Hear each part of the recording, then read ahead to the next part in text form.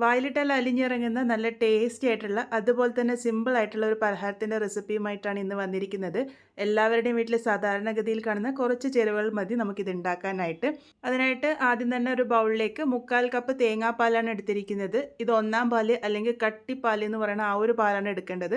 നല്ല കട്ടിയായിട്ട് തന്നെ പിഴിഞ്ഞെടുക്കാൻ വേണ്ടിയിട്ട് ശ്രദ്ധിക്കുക. വളരെ കുറച്ച് വെള്ളം ഒഴിച്ചിട്ടാണ് ഞാൻ ഈ ഒരു തേങ്ങാപ്പാൽ തയ്യാറാക്കി എടുത്തിരിക്കുന്നത്. മിക്സിയിൽ അരച്ചാണ് തയ്യാറാക്കിയിരിക്കുന്നത്, പക്ഷേ കുറച്ച് വെള്ളം ഉപയോഗിച്ച് വേണം നമ്മളിത് എടുക്കാൻ വേണ്ടിയിട്ട്. ഇനി ഇതിലേക്ക് മധുരത്തിനായിട്ട് ഉപയോഗിക്കുന്നത് ശർക്കരയാണ്. ഞാനിവിടെ 1/4 കപ്പ് പൊടിച്ച ശർക്കരയാണ് എടുത്തിരിക്കുന്നത്. ശർക്കരയ്ക്ക് പകരം കരിപ്പെട്ടി കയ്യിലുണ്ടെങ്കിൽ അതാണ് ഏറ്റവും നല്ല രുചി കിട്ടുക. എൻ്റെ കയ്യിൽ ഇപ്പോൾ ഇല്ലാത്തതുകൊണ്ട് ഞാനിപ്പോൾ പൊടിച്ച ശർക്കരയാണ് ചേർത്ത് കൊടുത്തിരിക്കുന്നത്. ആദ്യം ഈ ഒരു ശർക്കര തേങ്ങാപ്പാലിൽ നല്ല പോലെ തന്നെ മിക്സ് ചെയ്തെടുക്കാം. ഗ്രാം അളവിൽ പറയുകയാണെങ്കിൽ ഞാനിവിടെ ശർക്കര ഏകദേശം 125 ഗ്രാമാണ് എടുത്തിരിക്കുന്നത്. ഇത് നന്നായിട്ട് തന്നെ ഒന്ന് ഇളക്കി യോജിപ്പിച്ച് മിക്സ് ചെയ്യാൻ വേണ്ടിയിട്ട് ശ്രദ്ധിക്കുക. കുറച്ച് സമയം എടുക്കും ഇത് യോജിച്ച് വരാൻ വേണ്ടിയിട്ട്. ഇതുപോലെ നന്നായിട്ട് തന്നെ ഒന്ന് യോജിപ്പിച്ചെടുക്കാം. ഇപ്പോൾ ശർക്കരയൊക്കെ നന്നായിട്ട് മെൽറ്റായി യോജിച്ച് വന്നിട്ടുണ്ട്. അതിന് ശേഷം വേണം നമ്മൾ ഇതിലേക്ക് മുട്ട ചേർത്ത് കൊടുക്കാൻ വേണ്ടിയിട്ട്.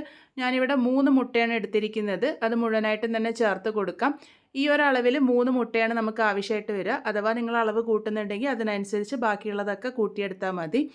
ഈ ഒരു 3 മുട്ട ചേർത്ത് കൊടുത്തതിന് ശേഷം ഇതുമായിട്ട് നന്നായിട്ട് യോജിപ്പിച്ചെടുക്കണം. നല്ല പോലെ തന്നെ ഒന്ന് യോജിപ്പിച്ചെടുക്കാം. ആ ഒരു മുട്ടയും തേങ്ങാപ്പാലും ശർക്കരയും എല്ലാം കൂടെ യോജിച്ച് വരണം. ഒരുപാട് ഇട്ടിളക്കേണ്ട ആവശ്യമില്ല. നന്നായിട്ടൊന്ന് മിക്സ് ചെയ്താൽ മതി. ഒരുപാട് ഇങ്ങനെ പതപ്പിച്ചെടുക്കേണ്ട ആവശ്യമൊന്നുമില്ല. അതുപോലെ തന്നെ മിക്സറിലൊന്നും ഇട്ടിത് മിക്സ് ചെയ്യാതിരിക്കുക. ഇതുപോലെ കൈ ഉപയോഗിച്ച് തന്നെ തയ്യാറാക്കി എടുക്കാൻ വേണ്ടി ശ്രദ്ധിക്കുക. ഇപ്പോൾ ദാ മുട്ടയും നന്നായിട്ട് തന്നെ യോജിച്ച് വന്നിട്ടുണ്ട്. നേരത്തെ പറഞ്ഞതുപോലെ ഒരുപാട് പതപ്പിച്ചെടുക്കേണ്ട ആവശ്യമൊന്നുമില്ല. ഇതിപ്പോൾ യോജിച്ച് വന്നിട്ടുണ്ട്. ഇനി ഇതിലേക്ക് ഒരു ഫ്ലേവറിനായിട്ട് 1/4 ടീസ്പൂൺ ഏലക്കാപ്പൊടിയും ഒരു നുള്ളു ഉപ്പും ചേർത്ത് കൊടുത്തിട്ടുണ്ട്. ഉപ്പ് ചേർത്ത് കൊടുക്കുന്നത് മധുരമൊക്കെ ബാലൻസ് ആക്കാൻ വേണ്ടിയിട്ടാണ്.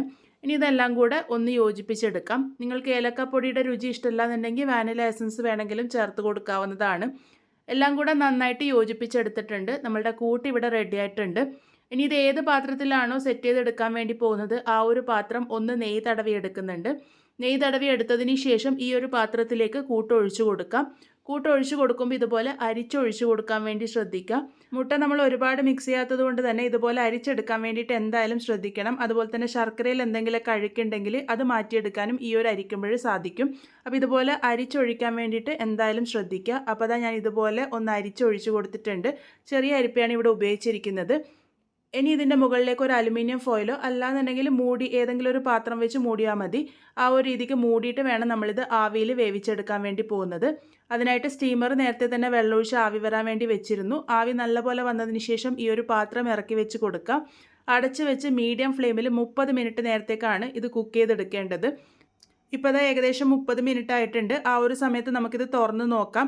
തുറന്ന് നോക്കിയിട്ട് അതിൻ്റെ ഒരു ടൂത്ത് പിക്കോ സ്ക്യൂറോ ഉപയോഗിച്ച് ഒന്ന് കുത്തി നോക്കുക. നീറ്റായിട്ട് വരുന്നുണ്ടെങ്കിൽ കറക്റ്റായിട്ട് വെന്തിട്ടുണ്ട്. അഥവാ പറ്റിപ്പിടിക്കുന്നതായിട്ട് തോന്നുന്നുണ്ടെങ്കിൽ മാത്രം എക്സ്ട്രാ ടൈം വെച്ച് കൊടുത്താൽ മതി.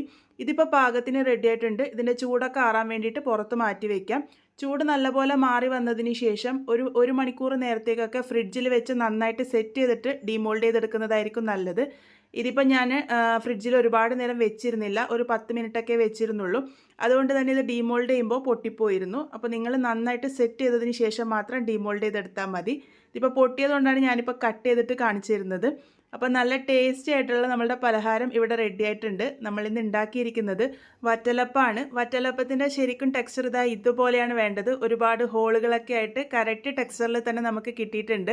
എന്തായാലും ട്രൈ ചെയ്ത് നോക്കൂ. നല്ല ടേസ്റ്റിയാണ്. ട്രൈ ചെയ്ത് ഫീഡ്ബാക്സ് ഒക്കെ പറയാൻ മറക്കരുത്. വീണ്ടും ഒരു നല്ല റെസിപ്പിയുമായി കാണാം.